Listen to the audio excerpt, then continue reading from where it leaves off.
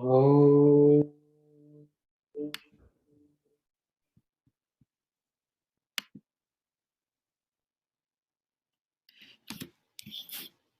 Oh.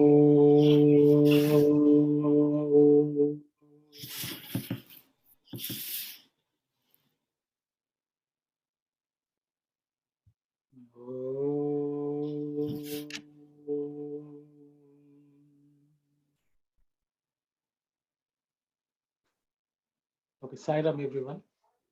Let's just recollect what we discussed last week before we close the session. Swami is talking about meditation. I guess on both days we are discussing meditation. Swami is talking about the distractions which come along the way for a person who is practicing meditation, because many people think that certain sounds, certain experiences are uh, steps or stages in the progress of meditation. So the Bhakta is asking Swami the question whether they are to be considered as progress.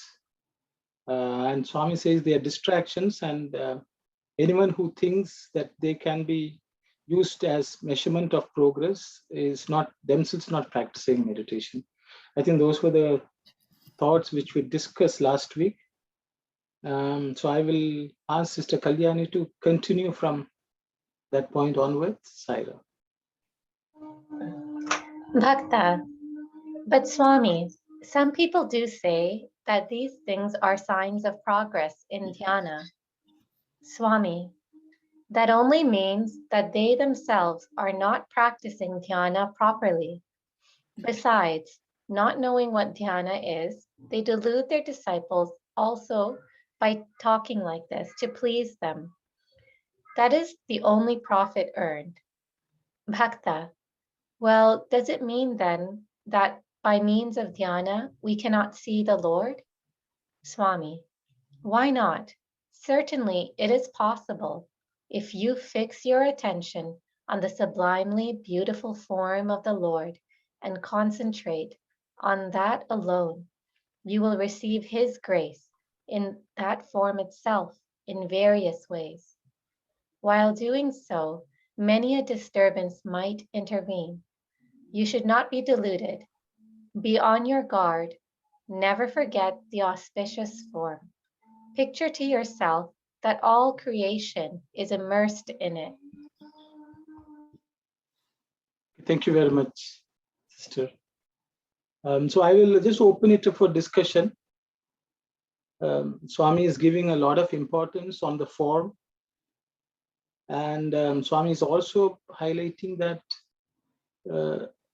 experiencing that divine form seems to be the goal of the meditation itself. So I will just stop here and open it up for discussion, please, Saira.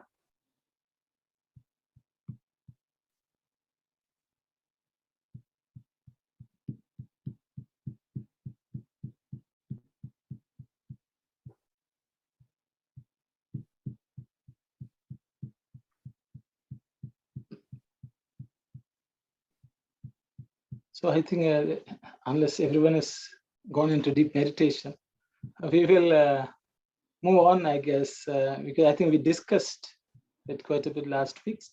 And I think we are discussing the similar topics in Dhyana Vahini Study Circle also. So I think we could move on if there is nothing from anyone. Saira.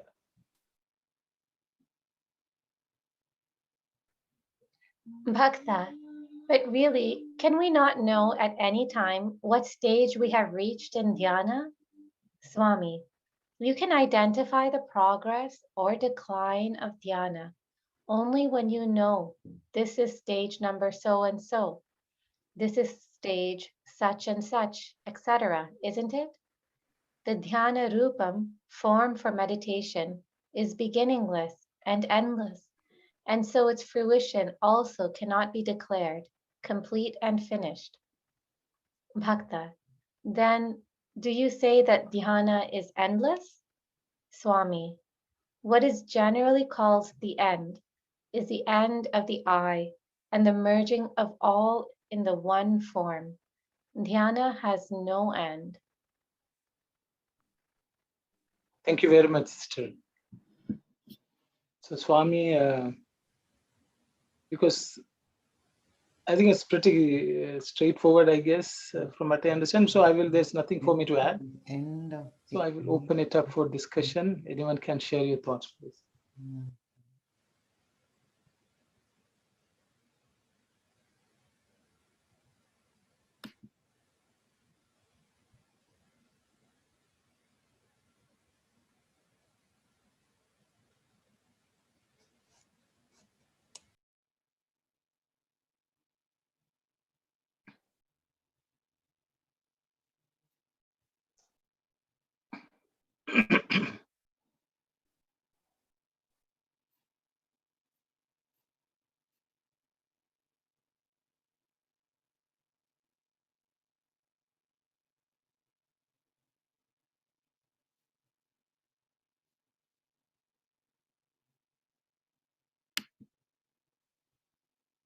Because no one is talking, maybe I will just do some talking, I guess. So Swami is telling there is no real stage which we can see as progress, just like the way things are in the worldly sense. Swami says the dhyana rupam actually is giving the rupam, the form of the meditation, form on which we do the meditation. Swami is saying it's beginningless and endless. Because it's beginningless and endless, it's so vast. We cannot really measure whether we are making progress, because we don't know what the stages are of that dhyana rupam itself. But Swami says what can come to an end is the I. The I is nothing but thinking that we are separate, or even the thinking that we are meditating. If that is the one which can end, and Swami says dhyanam is, it will always be there. There's no beginning, no end. Maybe beginning is there from our perspective, I guess, when we start doing meditation, but there is no end. So because there's no end, there's no measurement of progress. That's what I understand. I will again ask others to share any thought you have.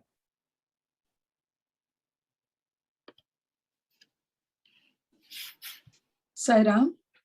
Saira Mati. Dhyana is also adyantarahitamu. Dhyana rupamu etla adyantarahitamainadu. Swami is Telugu. In Telugu is saying Dhyana is adyantarahita. There is no beginning, there is no end. And Dhyana rupam is also the beginningless and endless. So the end, the dani phalamu kodanu intatido teerenidi anukotu ledu. You can't say that it ends here. Then Bhakta is asking why Dhyana is endless, Swami. So the end is the end of the I. That's the ego and merging of all in one form. That is the goal, final goal. So, but again he says Dhyana has no end. Sairam. Saira Mati, thank you very much. Sairam, in my thought, I thought that the dhyana is endless. I absolutely, completely agree that it's endless. How can we say the beginningless? Maybe I don't understand how to justify that in my mind. It's beginningless. The endless, I absolutely, completely agree. It's endless. Once we started, then it will be forever and we will enjoy. How can we explain to someone it's beginningless? So at one point in time, we have to start, then keep on going. And Swami says that we cannot really evaluate ourselves where we are, what stage we are in. This is above and beyond those stages and the evaluation. but how can we explain even ourselves, to myself, how can I explain to myself, it's beginningless, the one day or I am going to start, that would be my beginning for I will put a Dhyana Rupam, whatever my Ishtadeva, I will put it in the Dhyana form and I will start. Can we call it as beginning of the Dhyana? Or this is something else? The term beginningless is something else other than my understanding. Anyone would like to, Yeah. sisters? Dhyana Rupa is beginningless. Your dhyana must be, you may be starting, and that is the beginning for you when you start dhyana. But Dhyana Rupa, that is the reality. That is that Brahman is beginningless. That's what I am, beginningless and endless. When you think of that true reality, which has no beginning, which has no end, there Dhyana Rupa comes. But for a person who starts meditation, it may be a beginning for him or for her. Sairam. So so only the Dhyana Rupam, that whatever the Ishtadeva is the beginningless. Beginning. Yes, exactly. That's what it says, yeah, that the Yeah. Dhyana Rupam is beginningless. Okay. Yeah. Okay. Thank you. Just a clarification. So when we talk about the forms of the Lord, like whether it's Krishna or Rama or Swami, the form itself has a beginning and an end. So when we're talking about the Dhyana Rupam, is that like something like when we use that form and we go beyond it, I suppose? Is that what it's referring to? Very good question, sister. So I think first Swami made two statements. Dhanam is beginning and endless. Rupam is also beginning and endless. So now Sister Kalyani is asking, like Krishna was particular time frame. He existed in a particular time frame. Rama remained in a particular time frame. Even Swami also was in a particular time frame. So isn't that form has a beginning and an end? Okay, so that's the question. So I will open it up for discussion, Saira. Anyone has any input? So, Sairam brother, you can tell about the story that one time the Brahma and the Vishnu wanted to know the beginning and the end of the Lord Shiva. So, so they couldn't find the beginning and the endless. So Rupa, so whatever we are thinking is beyond our limit. Thank you, Sairam. Thank you very much, brother. Anyone else would like to comment?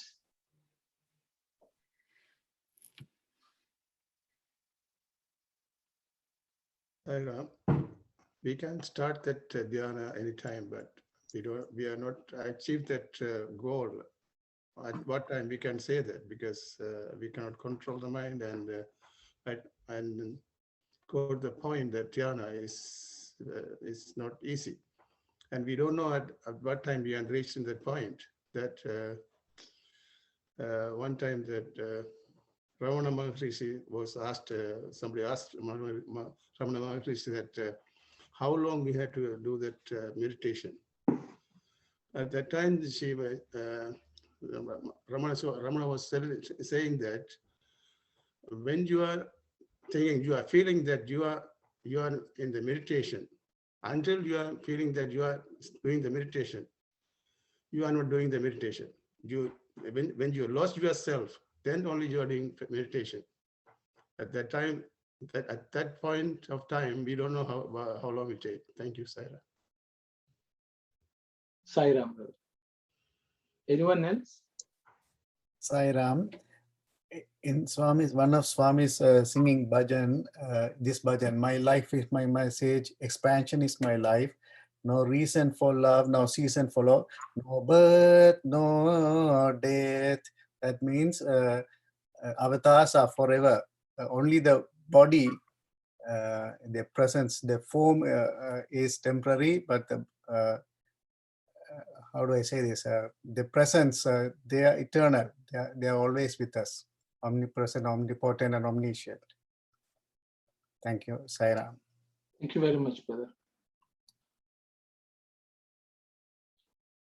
So maybe no one else is attempting, so I will try to share my thoughts. So I think first I will touch on the dhyana. So I think the answer is given in the last paragraph where Swami is saying, I is the one which has an end. The ahankaram is the one which has a beginning and an end, which is the external form. Or our identification has a beginning and end. But Swami will say, you as an Atman existed forever. Okay, so for example, if we are a person, we only cognize, we only are aware of our current existence. So, and because we identify with our body, we think a few decades ago our life started. Maybe a couple of decades later our life will end. So this body will die, but the Atman inside is going to live forever, which we may not be aware of it. So what Swami is saying here is Swami is talking about the Atman. Okay, so Dhyanam is the continuous identification with the Atman.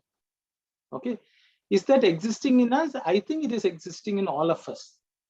Because we know, we always say I, that means we are identifying with something in us. But the reality is that we really don't have a good idea of who we are. So what Swami is talking about, that I.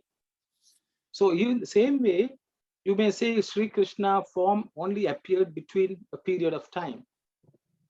But in the science of dhyana, it's believed that the Lord manifests in the form in which the devotee has prayed. For example, if we hear stories of people who do tapas, penance for a long time, and then the Lord will appear in the form in which they have been praying to. Okay, so what has happened is, even though that form existed before also, the devotee was not able to perceive it. It just appeared and then disappeared. So Swami is telling, we are praying to that form which can appear and disappear. But the thing is, you cannot meditate on something which doesn't have a form, because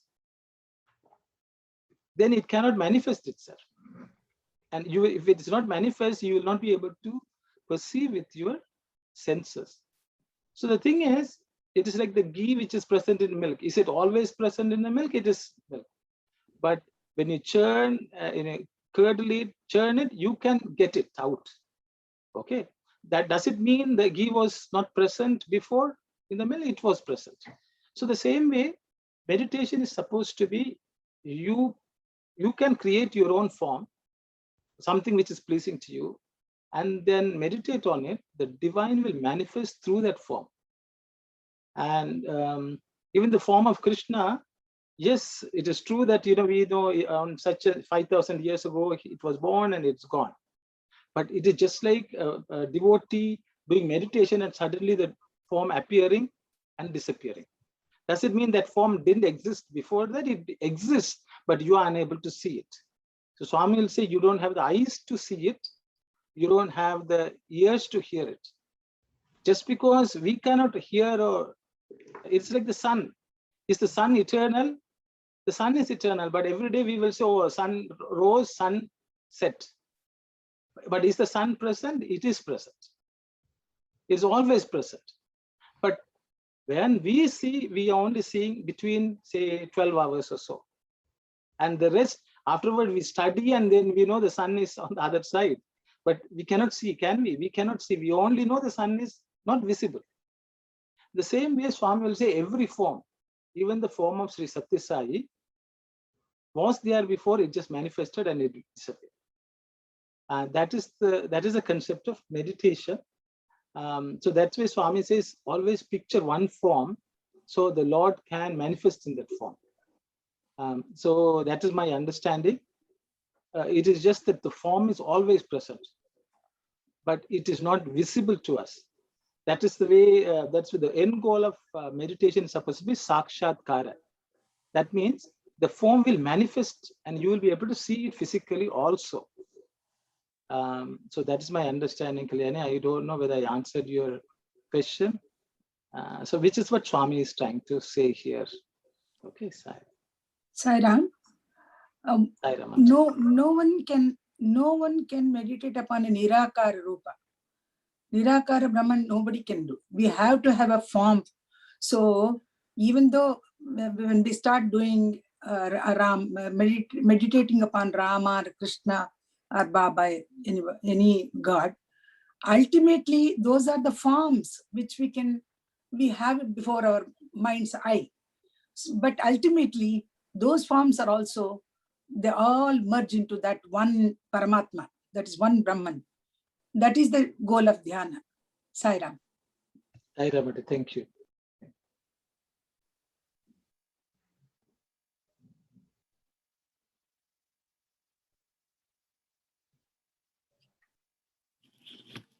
I think if there's no other comments, I think we can move to the next slide, if it's okay.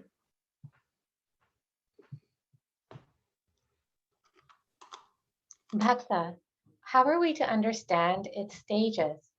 Swami, you can have an idea of the stage if you examine daily how you are able to concentrate, how far you have subdued the wandering nature of the mind, and how deeply you taste the divine form. That is all. The stage reached cannot be cognized. What you receive and at what time depends on His grace. The sadhaka's mission is to practice dhyana without deviating from the path. The rest is all His grace. It does not depend upon the number of days or the length of time. Some may require many births. Others may realize the goal in a few days even. It depends on each one's shraddha, bhakti, and sadhana. It cannot be calculated and reasoned out. Thank you, sister. But the disciple also is not letting go of Swami. He wants to, he's pestering, tell us, how do we know we are progressing? The Swami has given some nice tips as to how we can evaluate for ourselves whether there is some progress. So I will stop here and I will open it up for discussion, comments. Sai Ram. Sai Ram, brother. This is the good thing. Swami says that we can analyze that we are progressing by realizing deeply the taste of the divine form, right? That is the one we had to understand how we will realize that, like what kind of things we will experience it. So I'm trying to understand a bit more on that. Thank you, Sai Ram.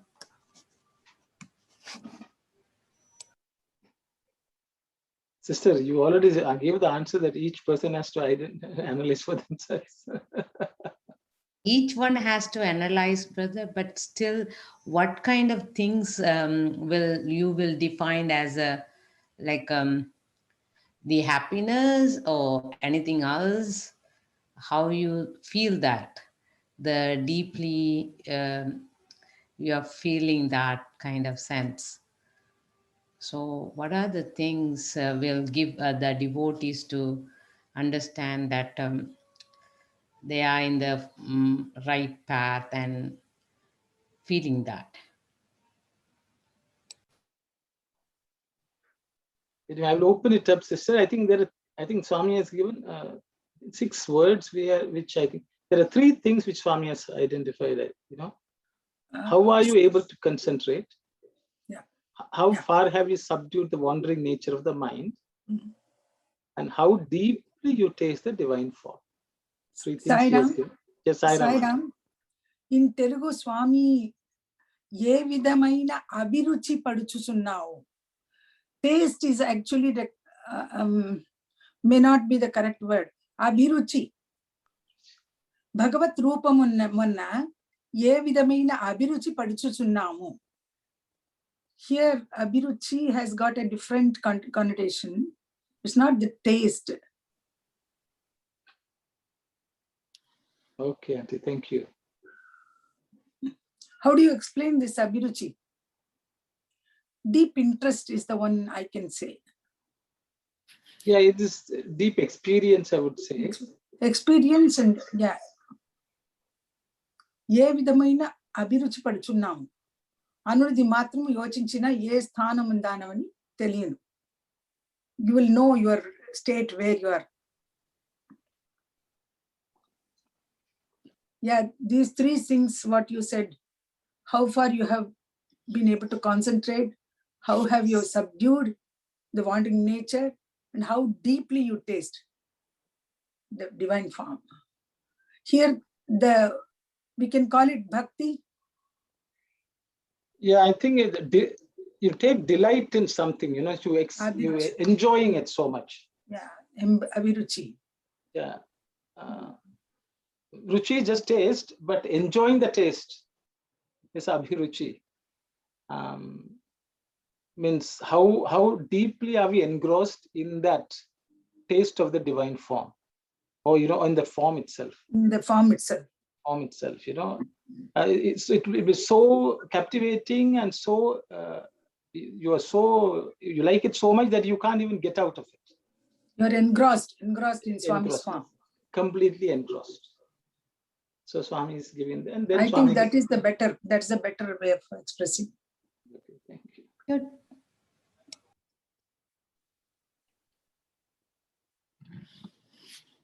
Then Swami was also at the last he's saying it depends on each one Shraddha, Bhakti.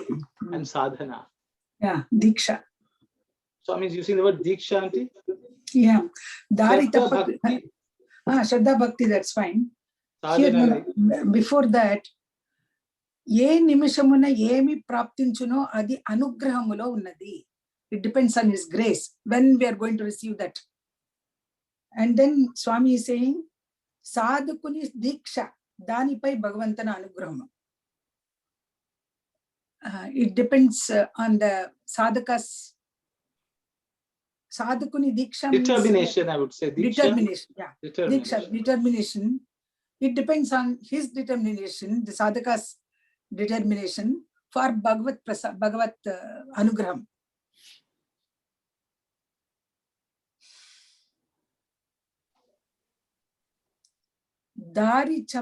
దారి తప్పక చేయుటే.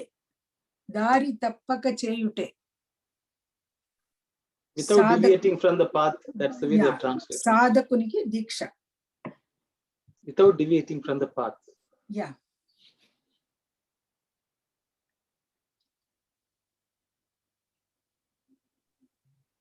Shraddha means faith. Steady faith. Or you know, it's actually faith is not a good translation of Shraddha. Shraddha means you take up something, you are not giving it up. If you don't give it up. Means you are not distracted by anything in this world. It's just one pointed, full attention and with determination, undeviating. Shraddha.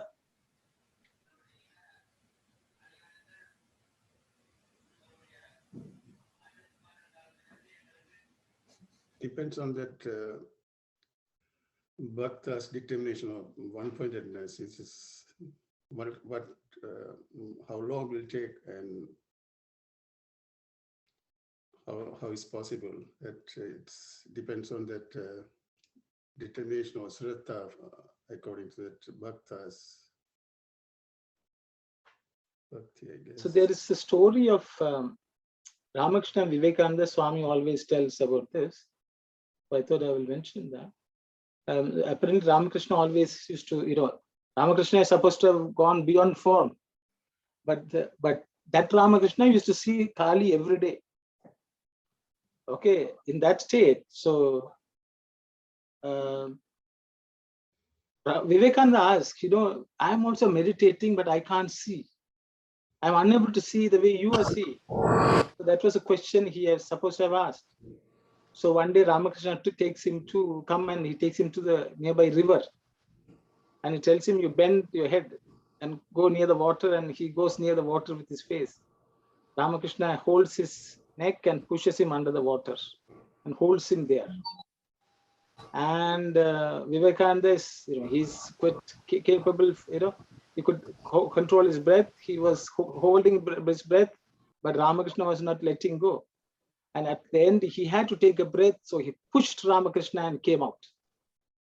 At that time, Ramakrishna is supposed to have told, how you looked for this breath and tried to push me also and came up? If that kind of yearning, if you had, and you meditate, Mother will always see. You will see the Mother. So that is that kind of Shraddha, that kind of determination. So has to be cultivated, as Swami has told.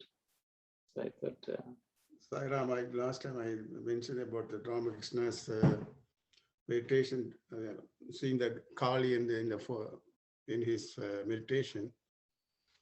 He did that meditation with long time and full effort and one-pointedness. Still, he didn't get succeeded.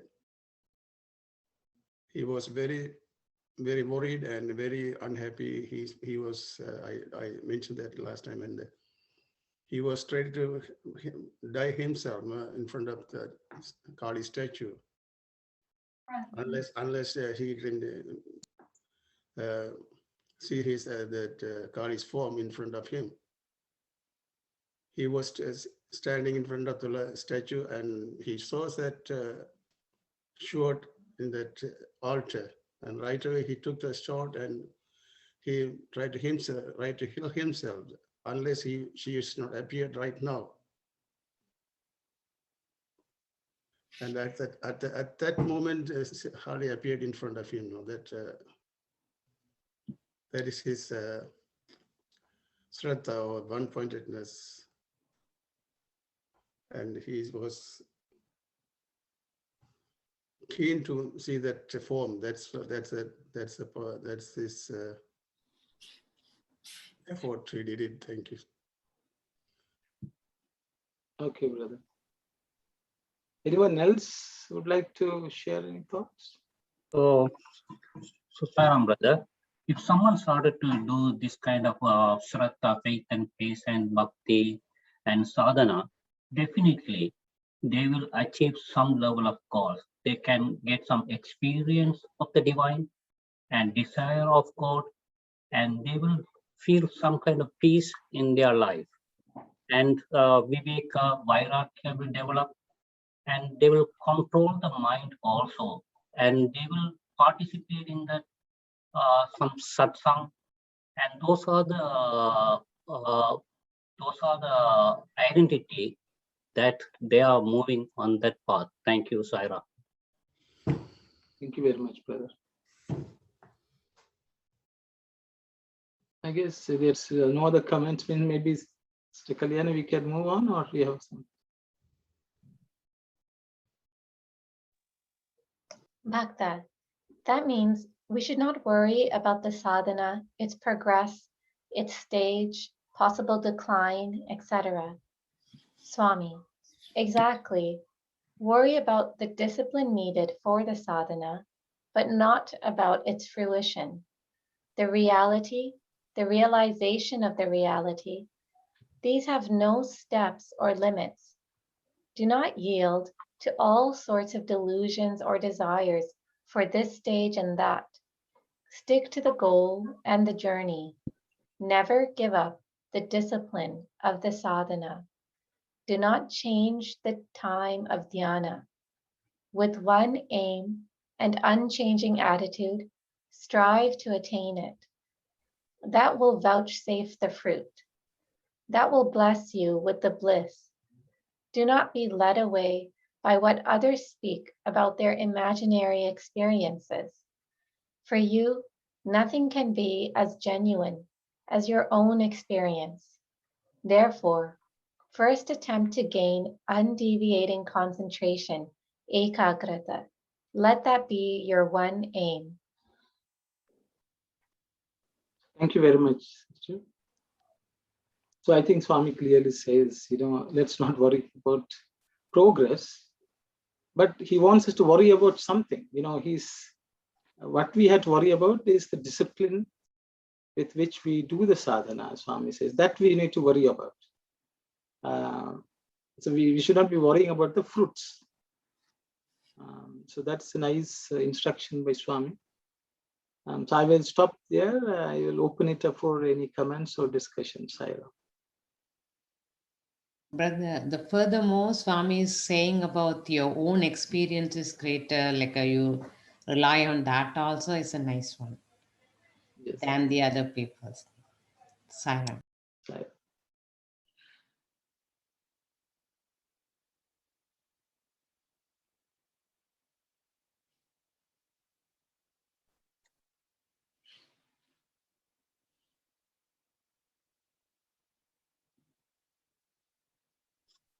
So Sairam brother, so Swami is mainly concentrating, telling us the one pointness, the ekagrata. That is the very important. Thank you. Thank you very much.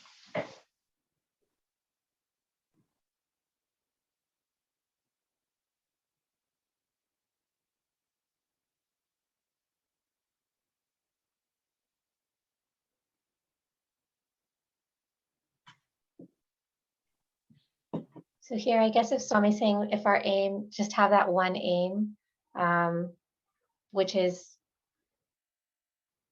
I guess, is Swami saying ekagrata is our one aim?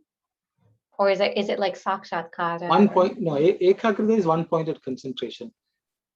So ekagrata is just, ekagrata means you just have only one thing.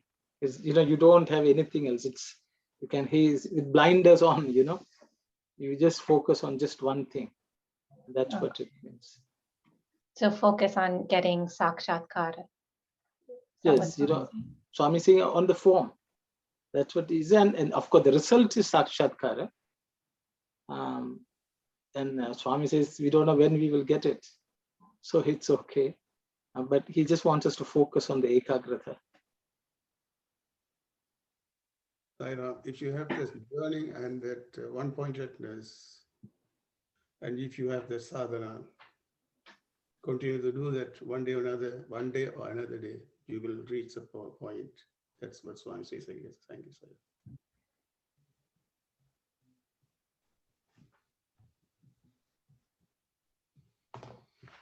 So what I find this, Swami is giving so much importance to the form here. Ultimately that's what it is. Dhyana Rupam is giving so much importance.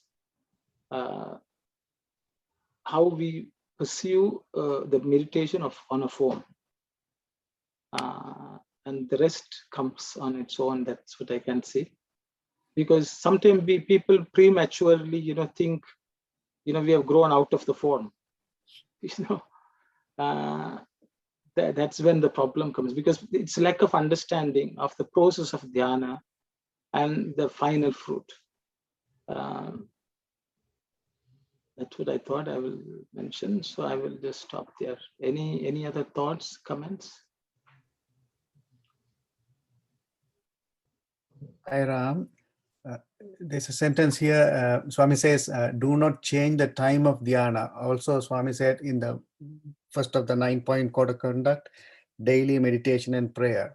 So I think, as we heard before, the recommendation is to do meditation morning and evening, Brahma Muhurtam, right? Yes, brother. Dawn and dusk. Yeah. Dhyana Vahini, that's what Swami is clearly stating. Sairam, even in the previous paragraph in Swami's answer, Swami also indicated that some may require many births, others may realize the goal in a few days even. So if we don't know anything about the where we are and the what is our progress, and then we keep on meditating until we feel ourselves, or until Swami also indicated in the next paragraph that you are the only one you would know where you are and how you experience or your happiness with the meditation. So even if you try really hard with the sraddha, devotion, and the spiritual exercise, I also understand that all is with the maybe God's grace too, because Swami clearly said what you receive and at what time depends on his grace. So the only we could be able to do, just do the maybe the one-pointedness or the ihakrada, and with the shraddha, bhakti, devotion, and the sadhana, if we do all three things together, then at what time we will experience it all, it's with God's hand. That's why the Swami upfront he has already told us, don't worry about, because we cannot even compare with the other one, what experience you got it and what experience I didn't have it yet. So in the all other things, in the worldly things, or even other sadhanas, we can compare with the other people. Okay, I am singing a bhajan. Tell me whether I am in the right tune or in the right modulation and those things. This is the only one, only the God hand in the evaluate, not by me or even the other people. That's why we can't even ask other people what is your experience and those things. It's really wonderful. The God has even has taken the all at all things in his hand, really, with the meditation. We cannot even challenge God, or we cannot even argue with the other people. It's a wonderful explanation Swami put it. We can't really challenge anyone. You are in the right track, or I am in the right track. It's a wonderful explanation. Thank you. Thank you very much, sister. Thank you.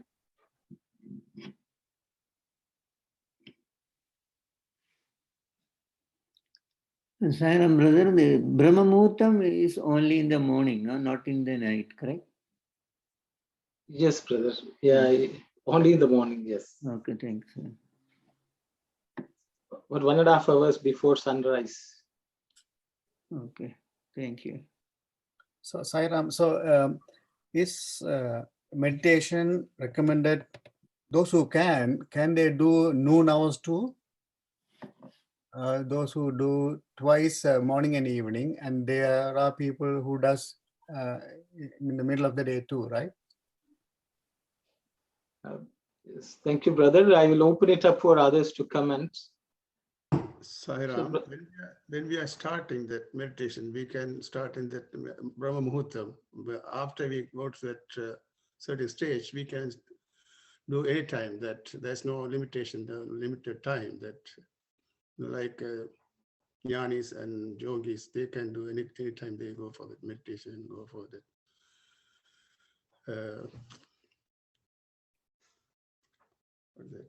samadhi time or whatever that can reach. That there's no limited time that after he got that certain stage. That's what I understand. Thank you, Sairam. Sairam, brother.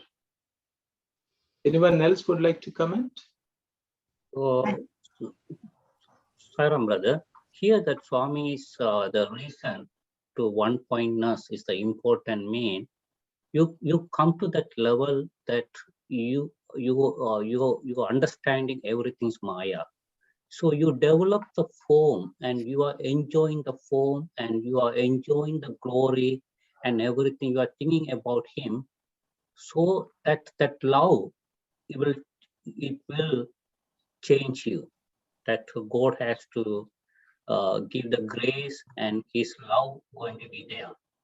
That is a meaning Swami saying here. Thank you. Thank you very much, brother.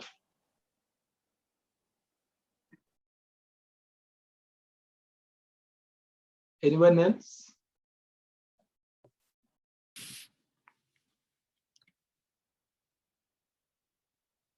So brother Surya Kumar, the brother Rajagopal has already touched it. So I think from reading Dhyanavahini, Swami is insisting on us doing a practice of meditation during the Brahma Muhurta. But I think the goal is to see, if you go back in the previous section, Swami is telling us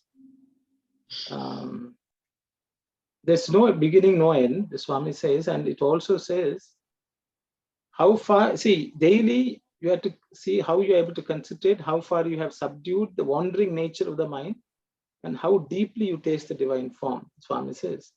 So the thing is, the result has to be seen during the day also, you see. One is to sit down and practice meditation as a practitioner. But the thought of the Lord has to come at other times also, whether you want to sit down and practice or not. So the goal, from what I understand, is meditation should be continuous. But we have to start somewhere. So it's morning, evening, maybe noon. Then it has to be 24 hours, I guess. So I think that's constant contemplation. That is continuous. But meditation has to be in a certain time, right? Same time of the day and same time, even same place.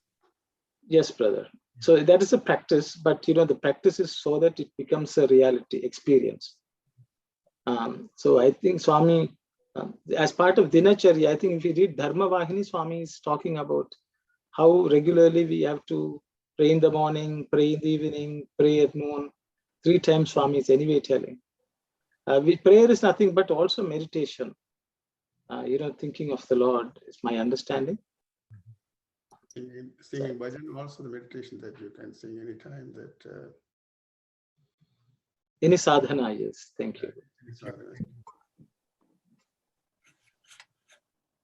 Sairam. Sairam, Auntie. Brahma Muhurtam is suggested because at that time the sattvic nature of the person is very pure and very high at that time. So ekagrata, or the concentration about the Lord, is much easier than when we get up and then involve ourselves in the daily activities. It is little difficult to concentrate on, to bring back our mind to one-pointedness. So Brahma Muhurtam is suggested is the best time for any meditator to do the dhyana because of the sattvic state of our mind after we get up from our sleep. And it is very calm and quiet, no outside disturbances. So I think it is the best time for any person to start the meditation. Sairam. Thank you very much, Auntie. Thank you. So does that mean that the timing actually changes as the year goes on? Like we should actually change the time based on the sunrise? So it's a question people have asked. Yes, actually, it's based on the time of sunrise. I think because in India, we are near the equator, the day and night are the same. But ideally, it's measured from the point of sunrise. It may vary between half an hour this way, that way. But as long as that period is like 48 minutes, is considered the Brahma Muhurtam. So it will be within the ballpark. It's okay, I guess. We don't have to be too much of a. Unfortunately, our systems don't change. Going to work, everything is at a fixed time.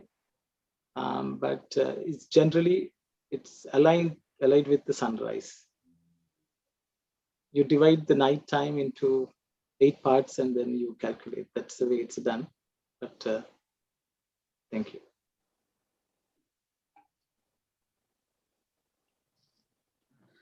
Sairam, for the dhyana must be done at the same time every day. Is it at the same place or it could be a different place.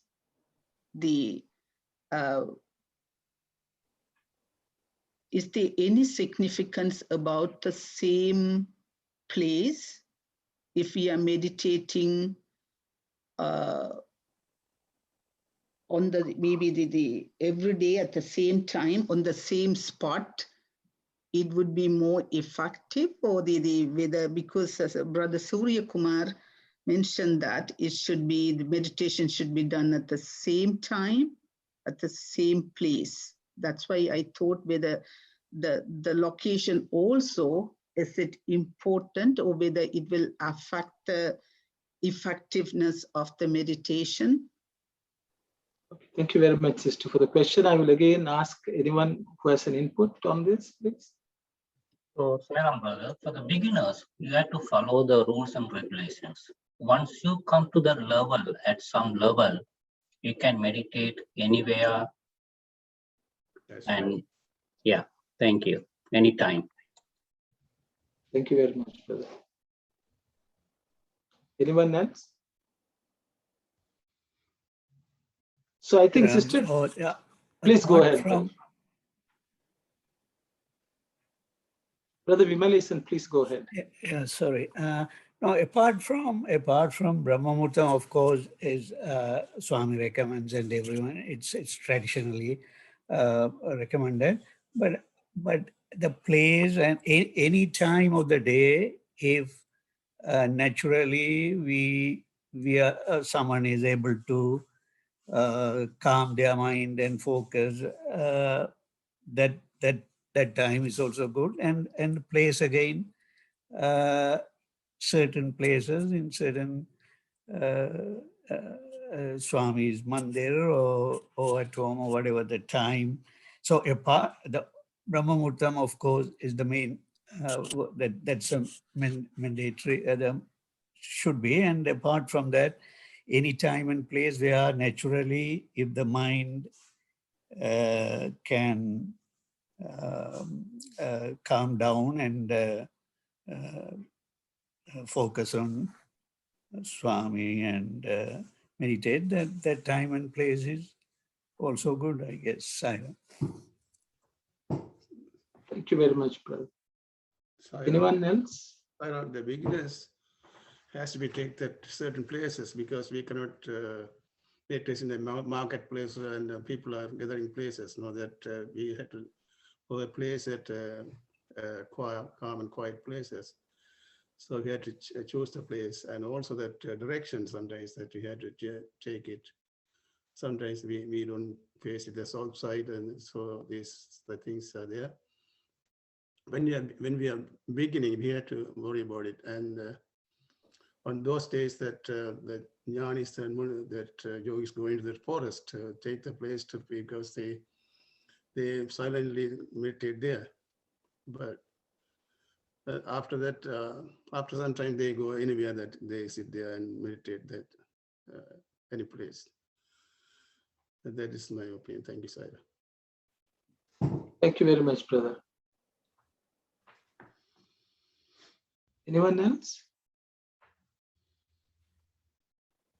So, sister, I think I think others have mentioned. And Sister Anand, you have something to say? I may want to clarify that.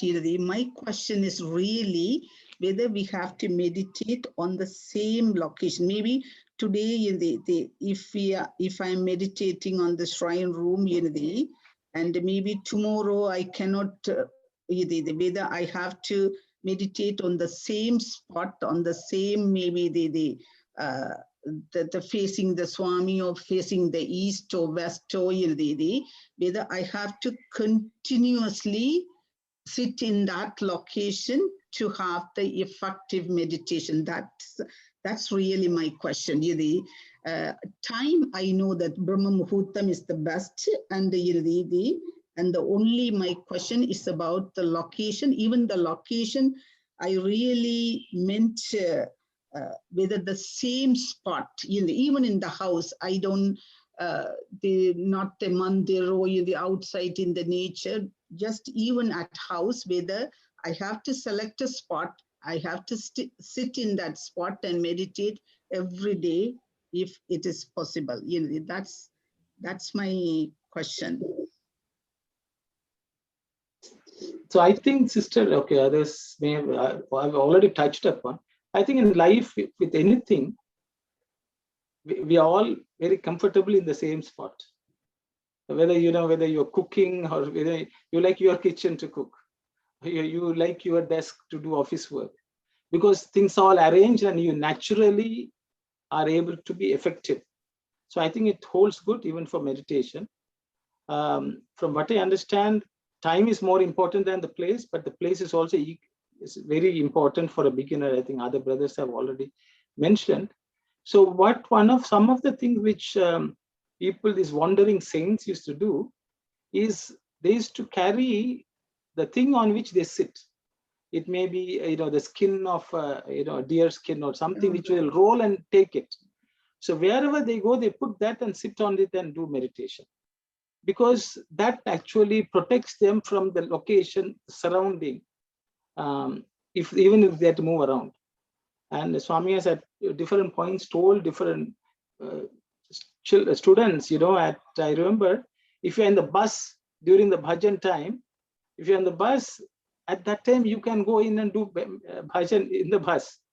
But what you do is you transport yourself back to the place where you usually sing bhajans, and mentally, and then you can do the bhajana or prayer.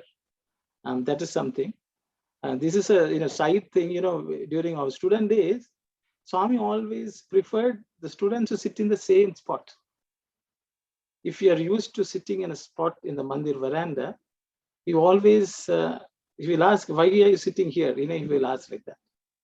So the thing is, whether we realize it or not, when we sit in one place and we are meditating, actually we are energizing that space. We have energized. So when we come to that space again, that space actually will complement us. It's like, when you are with a few people, you are singing bhajans every day. Even when you are distracted, others singing together, will again focus you.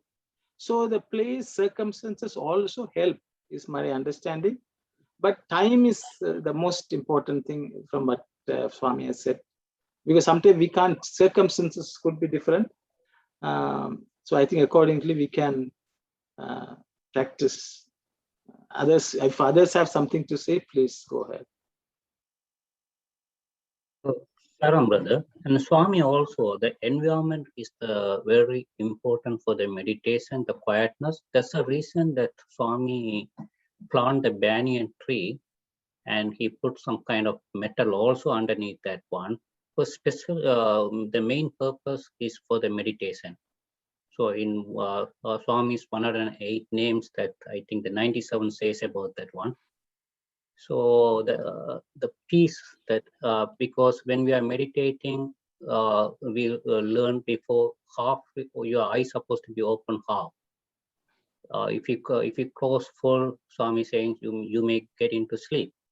So for that, you are seeing a little bit. So every time when you change the place, that you will get distracted. Thank you, Sairam. Thank you very much. Sairam, I include that one too, that we are choosing a place that do the meditation all the time. Then we are attached on that place too sometimes. No? There are two sannyas, one place, one was sitting all the time in a rock and meditating all the time. And he was going one day that place, the other one was sitting there. And he was quarreling with that sannyas that's my place, how can you come and sit there? Then there's a person come and ask, what's the problem with you? Then they both are saying that he's saying that place is his place. He's meditating all the time there, and today he's not, he cannot go in the other place to meditate. So he's attached in that place. You don't have the attachment in that certain place to get the meditation. That's why I'm thinking that you don't have to attach in the place. We can try to use any place to do our meditation, then we are away from the attachment, I guess. Thank you, Saira.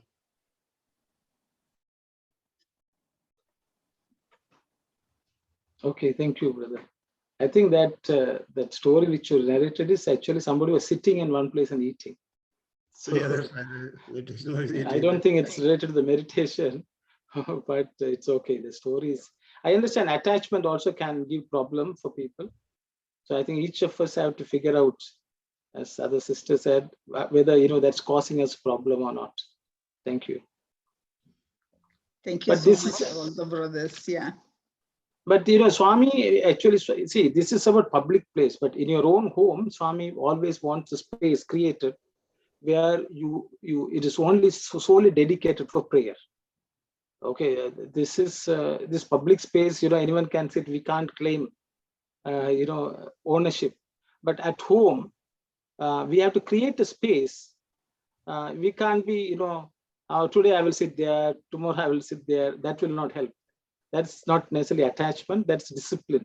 I think that's a fine line between discipline and attachment. So I think for us to, thank you. Shall we move on to the next slide?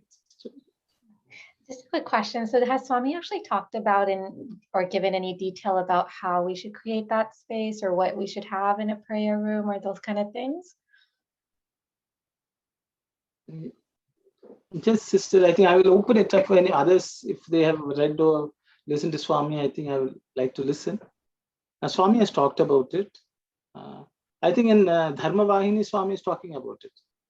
If I don't know who remembers, but I will open it up for discussion. Back home, we have prayer rooms dedicated for called Swami Array. But here Swami all gone into closets. But in my next house, I have a thought to have one room dedicated so we all can sit and play in musical instruments, and family can have a good prayer daily or weekly. It's good to have a prayer room assigned for Swami in our houses. Thank you, Saya. Thank you very much, brother. Anyone who would like to comment?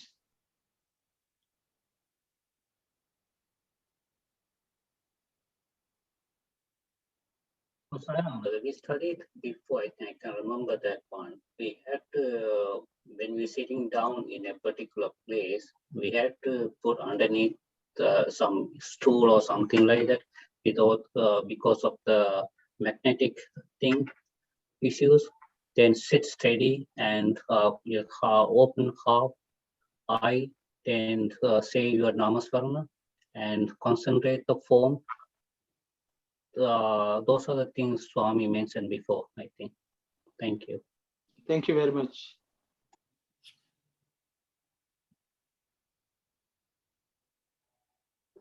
So I think Sister Kalyani's question, Swami has covered it in Dharma Vahini chapter 4.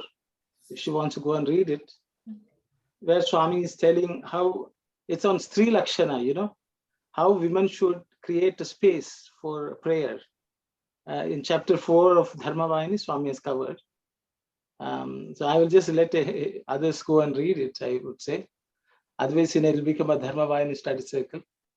But chapter 4, please go and read. You know, anyone who wants can go and read chapter 4. Thank you.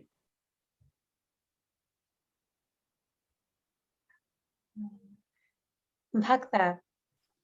Dhyanam means vision of the form of the Lord, isn't it, Swami? When such a form is actually seen, they say it is not real and genuine. What do they mean by this? Swami, seeing the form of the Lord is the goal of Dhyanam. To achieve that is the aim.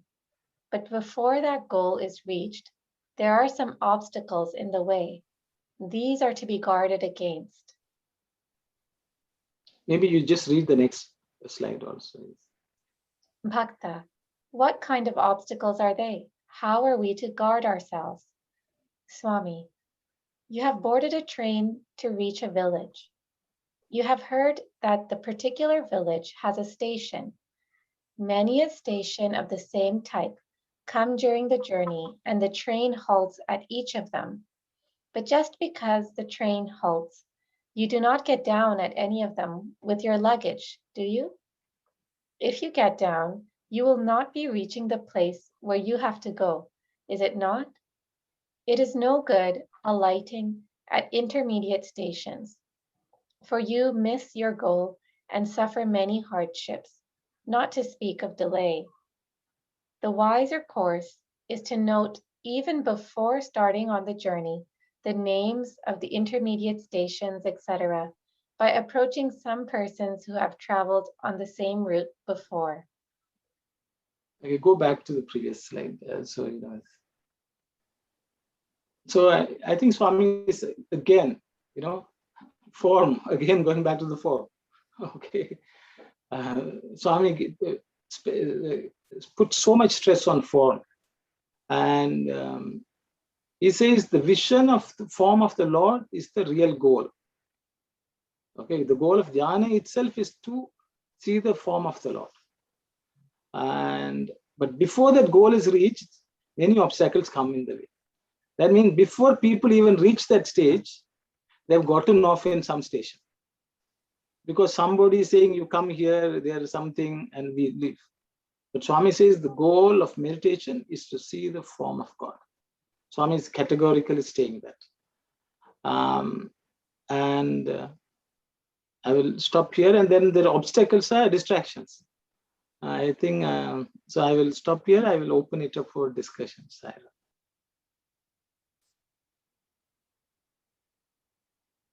So what the Bhakta is asking here is, say you do see the form of the Lord, then that he's saying that some people say it's not real or genuine. So is Swami saying if you do see such a form, it could even that could be an obstacle in itself? I don't know whether others have something to add here, please. I shouldn't. So the Bhakta is asking, Swami, some people say, if the form is actually seen, that is not real or genuine. What do they mean? Is the question the disciple is asking. And then Swami says, no, seeing the form of the Lord is the real goal of Dhyana. But in between, there are obstacles in the way. These are to be guarded against. Okay. So I think that, so the thing is, Swami is not telling seeing the form is the obstacle. Other obstacles come along the way which stop you from seeing the form. Okay, so that's my understanding, but I will open it up for discussion. Others can share. The Bhakta, the question, I think the Bhakta, what he's referring is, say, someone doing meditation regularly and one day seeing the form, but still the form is actually seen. They say it. I don't know whom he refers to as they, whether that the person who meditating, or if he say that he has seen the form, others saying it, or even he might thought it's not real, it's his own imagination, or if he tells someone else, they may say, no, it's your imagination. I think that's sort of thing. Yeah. So, it looks others are saying, no? It looks others will say, when you see. okay. Looks, yeah, most probably, yeah. Mm-hmm. So that's why meditation earlier also, it has come that it's very personal and subjective. Mm-hmm. So it's others, whatever these others say of their meditation means nothing to us. So it's your own. That Swami has earlier. So Swami has earlier mentioned that don't pay attention to others' imaginary experiences. So this is very personal and this is silent. So, Sairam brother, my understanding is there are some obstacles in the way. That means you are meditating and your mind can go towards some Maya. Even so many rishis fall into apsaras. So Maya can come any form. It could be gold, it could be apsaras. So you can go on vacation and you will end up with the apsaras. So that is opposite reaction. Whatever you are on the sadhana, you are giving away. So your goal is supposed to be whatever the problems, whatever the things comes, you should not give up, and character and everything's important. Thank you, Sairam. Thank you very much, brother.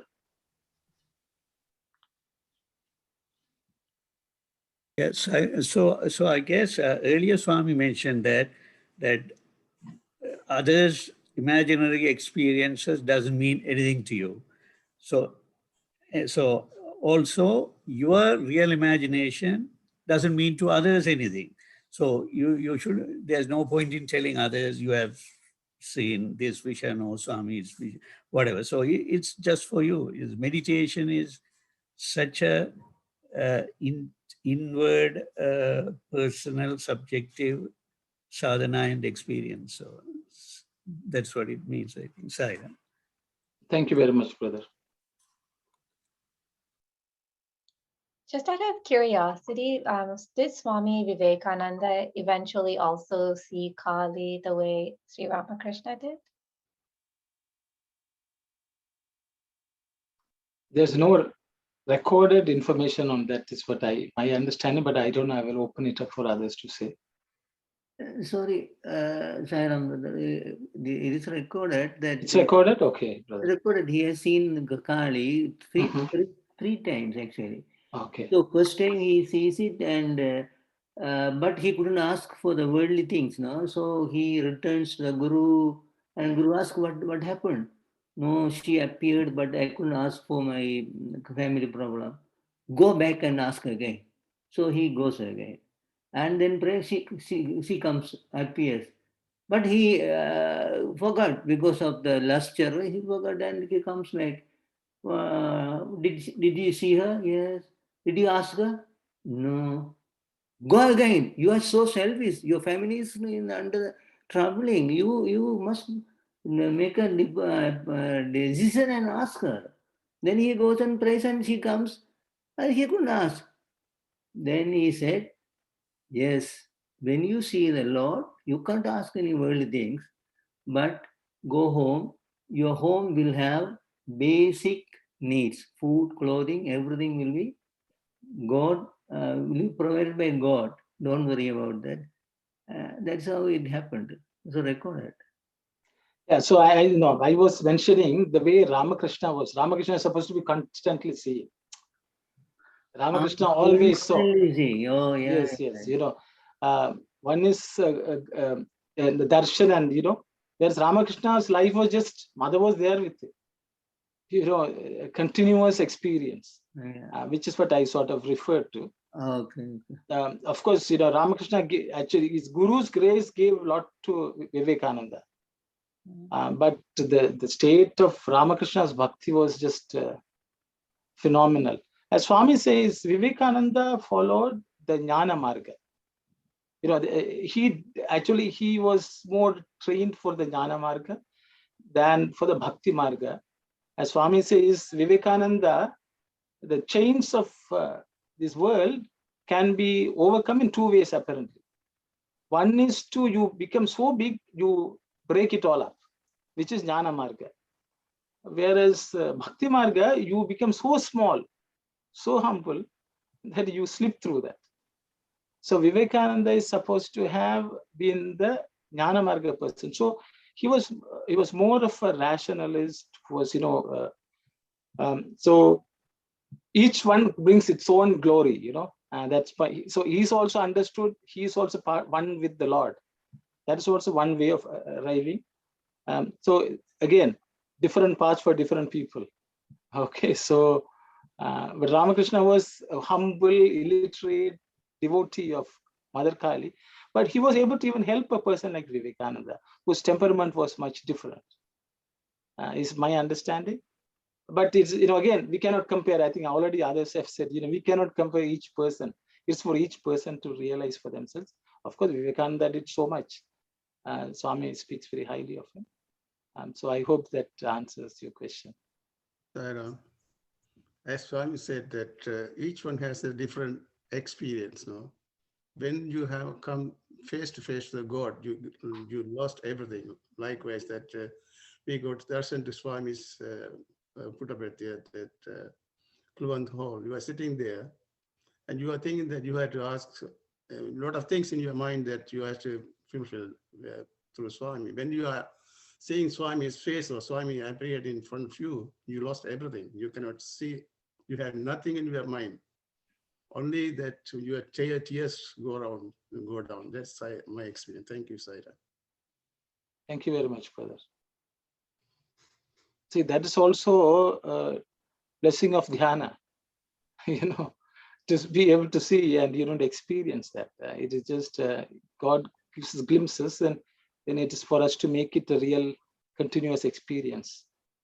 So it's for about 4:15.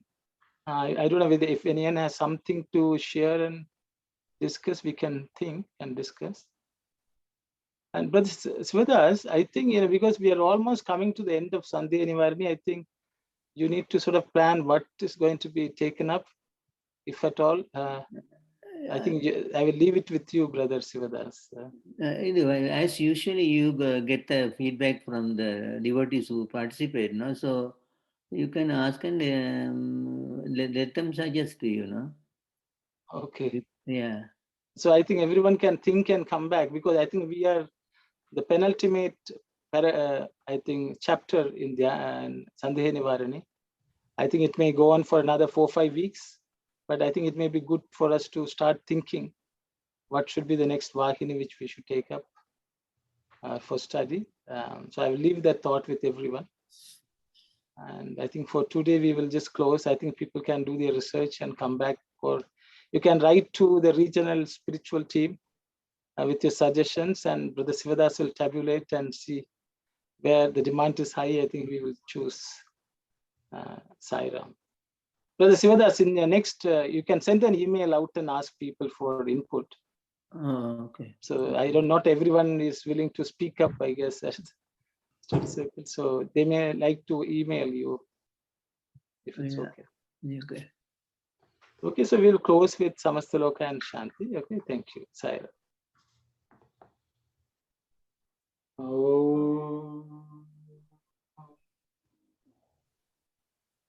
Samastaloka Sukhino Bhavantu. Samastaloka Sukhino Bhavantu. Samastaloka Sukhino Bhavantu.